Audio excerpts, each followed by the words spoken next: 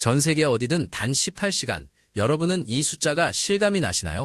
우리가 어제 주문한 택배가 현관 앞에 도착하기도 전에 미 육군 최정예 82 공수사단은 지구 반대편 적진 한복판에 낙하산을 펼칠 수 있습니다. 이것은 단순한 가정이 아니라 지금 이 순간 중동을 향해 가동되고 있는 미군의 실전 매뉴얼입니다. 지금 중동은 군사작전 개시 초읽기에 들어갔습니다. 미 제82 공수사단 신속대응군, 일명 IRF는 비상대기 명령이 떨어지면 18시간 이내에 수천 명의 병력을 즉각 투입합니다. 하지만 기억해야 할 점이 있습니다. 이 18시간 전개는 전쟁의 끝이 아니라 거대한 본진이 도착할 때까지 적의 숨통을 조이며 시간을 벌기 위한 전술적 유예라는 사실입니다. 그런데 이 압도적인 속도가 우리와 무슨 상관이냐고요? 단순히 먼 나라의 화력쇼가 아닙니다. 이 번개 같은 기동력의 끝에 우리 국민의 소중한 자산과 경제적 생명줄이 직격탄을 맞을 위기에 처해 있기 때문입니다. 상황은 매우 구체적이고 위협적입니다. 이란은 보복 공격 대상으로 한국이 건설한 UAE 바라카 원전을 포함한 10개 발전소를 정밀 지목했습니다. 사막 한복판에 세워진 우리의 기술력이 한순간에 전장의 인질로 잡힌 셈입니다. 현지에서 땀 흘리는 우리 엔지니어들과 그 가족들이 느낄 공포는 상상조차 하기 힘든 실질적인 위협입니다. 이란은 자신들의 목구멍이라 불리는 하르그 섬 원유 시설이 타격받을 경우 주변국의 에너지 인프라를 초토화하겠다고 벼르고 있습니다. 만약 바라카 원전 같은 핵심 시설에 문제가 생긴다면 이는 단순히 건설 비용의 손실을 넘어 한국 에너지 안보의 근간이 흔들리는 대재앙이 될 수도 있습니다. 단순히 먼 나라 이야기가 아닌 이 위기, 그 중심에는 미군의 가장 날카로운 칼날이자 이 모든 판을 뒤흔들 수 있는 82 공수사단이 서 있습니다. 미군에는 수많은 부대가 있지만 위기 때마다 가장 먼저 호명되는 건 늘 82 공수사단입니다. 최근 이들의 핵심 본부 훈련이 갑자기 취소되고 대기 명령이 떨어졌다는 소식은 군사 전문가들 사이에서 실제 지상군 투입의 전조로 해석됩니다. 하지만 지상군 투입은 양날의 검입니다. 이들은 단순한 병력이 아니라 미국의 의지를 가장 강력하게 투사하는 상징이기 때문입니다. 과거 이라크 전쟁처럼 수렁에 빠질 위험이 크기 때문이죠. 그럼에도 불구하고 트럼프 행정부가 이 카드를 만지는 이유는 전쟁의 판도를 바꿀 또 다른 요충지를 확실히 장악해 이란의 항복을 받아내겠다는 계산입니다. 과연 이들이 전 세계 어디든 18시간 만에 도착할 수 있는 비결은 무엇일까요? 이 18시간의 시계가 멈추는 순간 시장의 판도는 바뀝니다. 그 타이밍을 놓치지 않으려면 구독은 필수입니다. 놀라운 사실은 82 공수부대가 하늘에서 떨어진 뒤 목표물을 완전히 장악하는 데 걸리는 시간이 단수분에 불과하다는 점입니다. 수송기 문이 열리고 낙하산이 펼쳐지는 순간 적의 방어체계는 이미 무용지물이 됩니다. 이들은 모든 옵션이 테이블 위에 있다는 백악관의 경고를 실현하는 물리적 실체입니다. 훈련된 정예 요원 한 명 한 명이 정밀유도 미사일과 같은 파괴력을 가집니다. 이 말도 안 되는 속도를 가능하게 만드는 것은 보이지 않는 곳에서의 처절하고도 정교한 준비 과정입니다. 18시간의 기적 뒤에는 미군 수송사령부, 타란서검의 지옥의 택배라 불리는 물류 시스템이 있습니다. 최근 1월 한 달간 중동에 증파된 공중급유기만 30대가 넘고 C-17A 수송기들이 쉼없이 활주로를 박차고 있습니다. 이는 단순한 이동이 아니라 1분 1초를 쪼개어 전 세계 화력을 한 점에 집중시키는 정교한 알고리즘의 결과입니다. 이건 단순히 비행기가 많이 뜨는 수준이 아닙니다.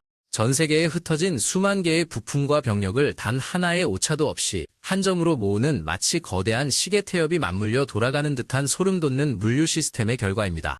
하지만 이 거대한 움직임 뒤에는 단순한 군인이 아닌 한 노련한 비즈니스맨의 치밀한 경제 계산기가 두드려지고 있습니다. 트럼프 대통령이 던진 48시간의 최후 통첩.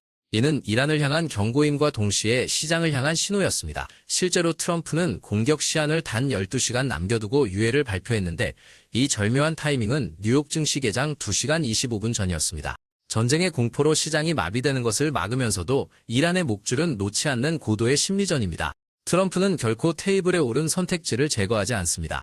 군사적 압박을 극대화해 협상력을 높이는 그의 방식은 전장의 병사들뿐만 아니라 월스트리트의 트레이더들도 24시간 내내 신경 쓰이게 만들고 있습니다. 하늘 위에 82 공수부대가 있다면 바다에는 해병대가 있습니다. 일본 오키나와의 제31 해병대 2,500명과 캘리포니아의 제11 해병대 2,200명이 지금 중동으로 집결하고 있습니다.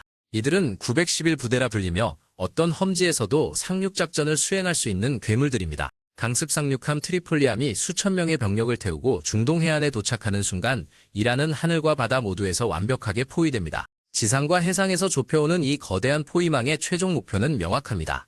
바로 이란의 경제적 심장부입니다. 이란 인근 해역에는 제럴드 포드, 에이브러햄 링컨, 조지 부시함까지 무려 3척의 미 항공모함 전단이 전개되어 있습니다. 여기에 집결한 해군과 해병대 인원만 9,000명에 육박합니다.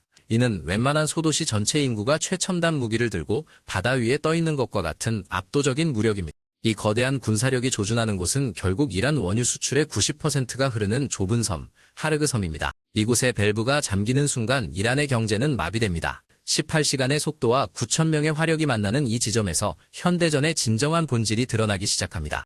그런데 진짜 무서운 점은 미군의 이 18시간 타이머가 가리키는 종착지가 단순한 영토 점령이 아니라는 겁니다. 바로 이란 원유 수출의 90%가 쏟아져 나오는 좁은 통로 하르그 섬입니다.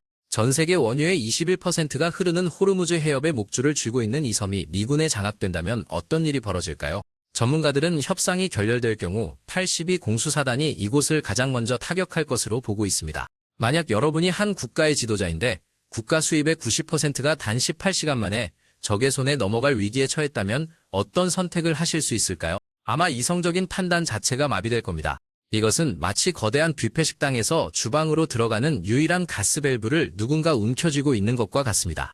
밸브를 잠그는 순간 식당 전체는 아수라장이 되고 영업은 그날로 끝이 나겠죠. 단순한 점령이 아닙니다.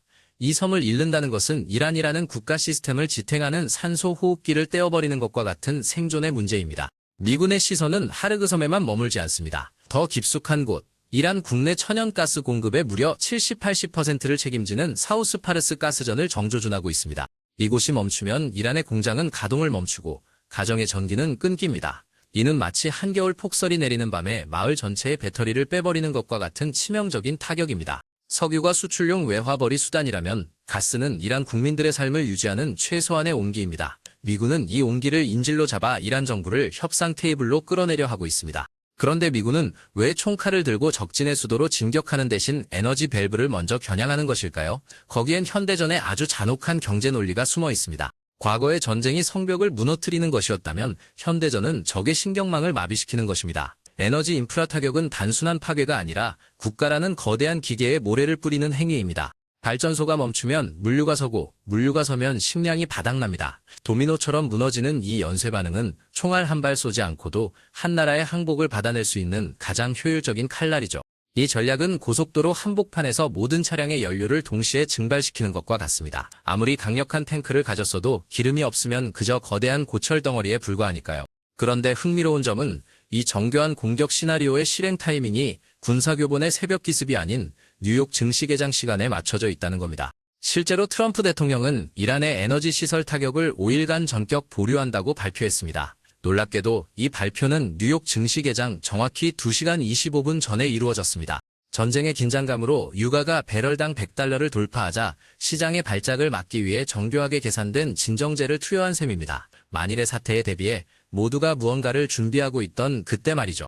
이것은 마치 축구 경기 종료 직전, 심판이 휘슬을 불기 직전에 광고 시간을 가지며 베팅판을 정리하는 것과 같습니다. 군사적 조치조차 철저히 시장의 안정성이라는 논리 아래 설계된 것입니다. 트럼프는 5일이라는 유예기간을 주며 이란의 목을 조였지만 동시에 월스트리트에는 안도의 한숨을 내쉴 틈을 주었습니다. 과연 이것은 전쟁일까요? 아니면 세계를 무대로 한 고도의 비즈니스 협상일까요? 트럼프 행정부는 모든 옵션이 테이블 위에 있다는 말을 반복하며 이란을 압박합니다. 하지만 그는 테이블 위에 있는 군사적 선택지들을 절대 쉽게 제거하지 않습니다. 공포가 곧 협상력이기 때문입니다.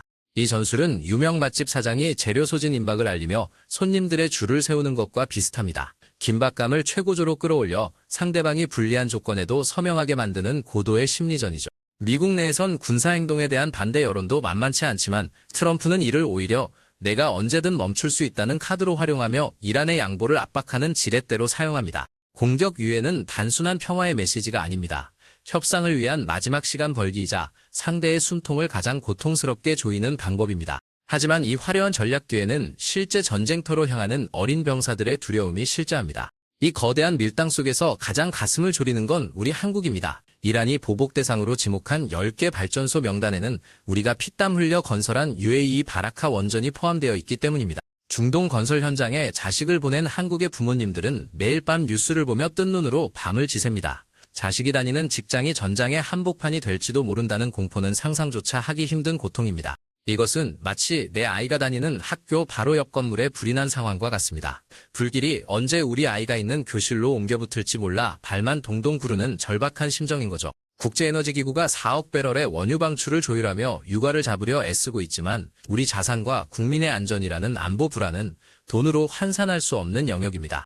국제에너지기구 IEA가 유가 폭등을 막기 위해 4억 배럴이라는 막대한 규모의 원유 방출을 조율하며 애쓰고 있지만 요르단의 무아파크 살티 기지에는 주영 미군 소속 F-15E 스트라이크 이글 36대가 이미 전진 배치를 마쳤습니다. 활주로의 굉음 속에서 20대 초반의 젊은 조종사들은 유서를 씁니다.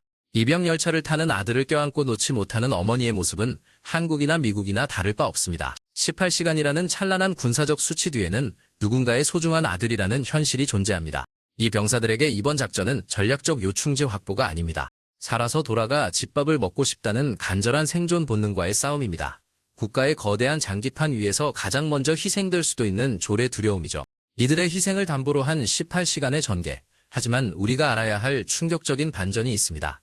이 압도적인 속도의 진짜 목적은 따로 있습니다. 충격적인 사실을 말씀드리죠. 미군이 18시간 만에 82 공수사단을 투입하는 진짜 이유는 적을 섬멸하기 위해서가 아닙니다. 적이 보복이라는 단어조차 떠올리지 못하게 심리를 마비시키기 위함입니다. 이것은 마치 링 위에 올라온 복싱 선수가 펀치를 날리기도 전에 상대의 눈앞에서 보이지 않을 정도로 빠른 섀도우 복싱을 보여주며 기를 죽이는 것과 같습니다. 전 세계 어디든 자고 일어나면 미군이 내 마당에 내려앉을 수 있다는 공포. 이 18시간의 타이머는 적의 지도부에게 너희가 무엇을 하든 우리가 더 빠르다는 절망의 메시지를 주입합니다. 현대전은 파괴된 건물의 개수가 아니라 무너뜨린 적의 의지로 승패가 결정됩니다. 더 충격적인 사실은 이들의 목표가 거창한 도시 점령이 아니라는 겁니다. 진짜 소름 돋는 점은 미군이 노리는 게 이란이라는 거대한 영토가 아니라는 겁니다. 그들은 단지 이란 경제라는 고속도로의 최종 톨게이트 하나를 통째로 드러내러 가는 겁니다. 현대전에서 82 공수사단은 도시를 점령해 깃발만 꽂는 구시대적 군대가 아닙니다. 원유 수출의 90%가 지나는 하르그 섬의 메인 밸브, 그 쇳덩이 하나를 물리적으로 잠가버리는 정밀 타격용 스패너에 가깝습니다. 수만 명을 죽이는 살상보다 무서운 건 국가 전체의 현금 흐름을 시속 0km로 멈춰 세우는 겁니다.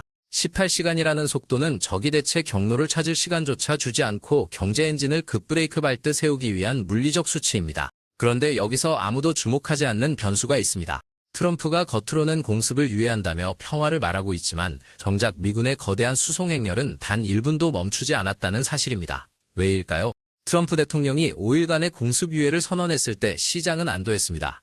그러나 군사 데이터는 전혀 다른 말을 하고 있습니다. 하지만 군사 데이터는 전혀 다른 말을 하고 있습니다. 미군의 물류망은 마치 정지 신호 없는 8차선 고속도로처럼 중동을 향해 쏟아져 들어갔습니다.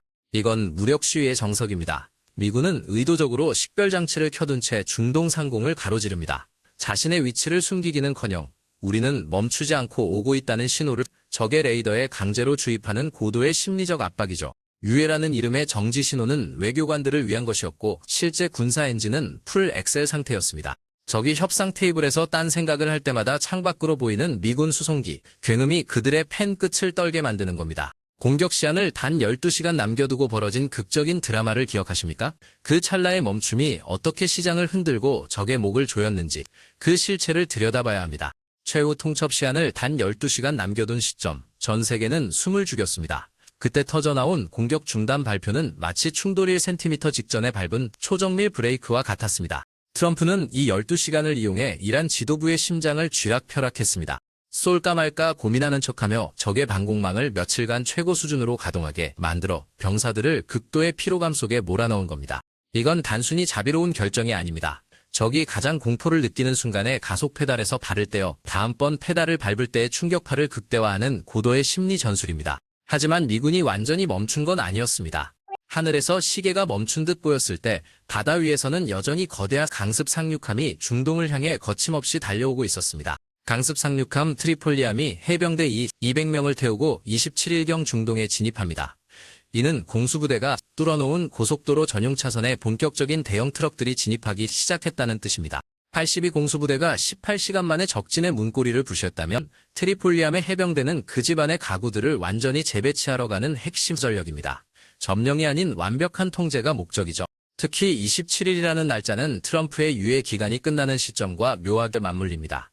대화의 시간이 끝나자마자 강제 집행의 시간이 도착하도록 물류 스케줄을 짠 겁니다. 만약 이 모든 압박이 실패하고 지상군이 실제 투입된다면 어떤 일이 에이슈고에과역과 최근엔 과거의 트라우마가 현재의 결단을 어떻게 가로막고 있는지 직시해야 합니다. 지상군 투입은 매력적인 카드처럼 보이지만 사실 자칫하면 빠져나올 수, 사례는 남줄거 없는 일방통행로에 진입하는 것과 같습니다. 이라크전의 교훈은 미군에게 여전히 뼈아픈 기억이죠. 이란은 이라크보다 훨씬 험준한 지형과 강력한 미사일 전력을 보유하고 있습니다. 전면적인 지상전은 전 세계 에너지 공급망이라는 메인 엔진의 모래를 들이붓는 자살행위가 될 수 있습니다. 전쟁의 판도를 바꿀 또 다른 요충지를 노리는 과정에서 확전이 발생하면 유가는 통제 불능의 속도로 치솟을 겁니다. 미국조차 감당하기 힘든 글로벌 경제의 연쇄 추돌 사고가 일어나는 것이죠. 결국 미군이 선택할 수 있는 가장 효율적인 카드는 따로 있습니다. 적의 영토를 밟지 않고도 숨통을 끊는 아주 차갑고 경제적인 전략이죠. 현대전의 고수들은 직접 싸우지 않습니다. 이란의 목줄인 하르그 섬을 점령하는 대신 그곳으로 향하는 바닷길에 중앙선을 그어버리는 해상봉쇄가 훨씬 가성비 높은 선택입니다. 미군이 협상을 말하는 동안에도 이스라엘은 독자적인 타격을 멈추지 않고 있습니다. 이는 미국이 교통정리를 하는 사이 파트너가 대신 벌금을 부과하는 격으로 이란의 자원을 야금야금 갉아먹고 있습니다. 피를 흘리는 지상전보다 무서운 건 수출길이 막혀 원유가 창고에 쌓이다 못해 썩어가는 경제적 질식입니다. 미군은 단 한 명의 병사도 이란 땅에 들이지 않고 국가부도를 유도할 수 있습니다. 이 정교한 시나리오가 우리에게 말해주는 진짜 교훈은 무엇일까요? 18시간의 속도 뒤에 숨겨진 현대전쟁의 잔혹한 경제 논리를 이해해야 합니다. 결국 이란 경제의 생명줄 하르그 섬을 둘러싼 갈등은 총성보다 계산기 두드리는 소리가 더 큰 전쟁입니다. 사기전이 조기에 성과를 내지 못하면 전 세계가 공동 과속 과태료를 물게 됩니다. 미군이 보여준 18시간의 전개 능력은 단순한 무력이 아닙니다. 적에게 너희의 경제적 자율주행은 끝났다는 것을 선언하고 핸들을 강제로 뺏어오는 행위입니다. 하지만 이 과정에서 발생하는 에너지 가격 폭등은 승자도 패자도 없는 전 지구적 경제 정체를 초래할 수 있습니다. 우리가 누리는 일상의 저렴한 물가는 이 위태로운 균형 위에 서 있는 것이죠. 이제 우리는 18시간이라는 숫자 너머의 실체를 보아야 합니다. 그것은 군사적 경이로움을 넘어 우리의 지갑과 안보를 직격하는 가장 날카로운 현실입니다. 18시간. 이 숫자는 이란만의 문제가 아닙니다. 에너지의 90% 이상을 수입에 의존하는 한국에게 중동의 18시간은 우리 집 앞 주유소 급유차가 멈추느냐 마느냐에 직결된 생존 문제입니다. 우리는 미군의 압도적 속도에 감탄만 할 것이 아니라 그 속도가 만들어내는 경제적 파동에 대비해야 합니다. 유가가 1달러 오를 때마다 우리 기업들의 수출 고속도로에는 무거운 과적 검문소가 하나씩 생기는 셈이니까요. 현대전은 더 이상 남의 나라 이야기가 아닙니다. 82 공수부대의 낙하산이 펼쳐지는 순간 여러분의 자산 포트폴리오도 함께 낙하할 준비를 해야 할지도 모릅니다. 이 냉혹한 경제전쟁의 흐름을 읽는 눈이 곧 여러분의 불을 지키는 유일한 안전벨트입니다. 미군의 18시간 전개, 여러분은 이것이 평화를 위한 억제력이라 보십니까? 아니면 세계 경제를 마비시킬 도화선이라 보십니까? 여러분의 날카로운 통찰을 댓글로 남겨주십시오. 구독과 좋아요는 이 거대한 흐름을 놓치지 않는 가장 빠른 지름길입니다.